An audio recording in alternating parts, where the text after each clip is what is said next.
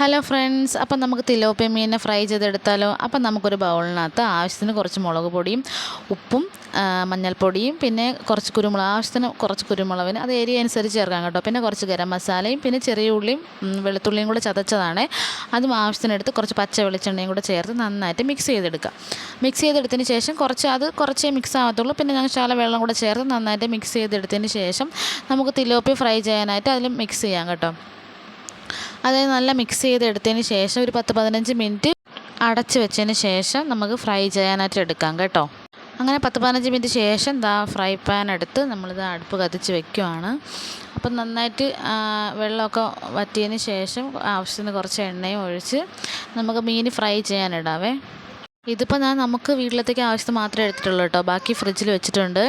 എല്ലാ മീനും ഞാൻ ഒരുമിച്ചിടുവാണ് കേട്ടോ. അപ്പോൾ ഒരുമിച്ചിട്ടതിന് ശേഷം കുറച്ച് അതിൻ്റെ പുറത്ത് കുറച്ച് കറിവേപ്പിലയും കൂടെ വിതറി ഫ്രൈ ചെയ്യാൻ വെച്ച് കേട്ടോ. അപ്പോൾ ഇതൊരു 10 മിനിറ്റോളം ഞാൻ നന്നായിട്ട് നല്ലപോലെ വെന്ത് കഴിഞ്ഞാൽ നല്ല ടേസ്റ്റ് ഉണ്ടാകത്തുള്ളേ. നന്നായിട്ട് ഫ്രൈ ചെയ്യാൻ വെച്ചതിന് ശേഷം ഇത് എടുത്തിട്ടുണ്ട്. 2 സൈഡ് ഞാൻ മറിച്ചിട്ടിട്ടുണ്ടായിരുന്നു. അത് കഴിഞ്ഞിട്ട് ഇതാണ് കേട്ടോ ലാസ്റ്റ് ഫൈനൽ ലുക്ക്.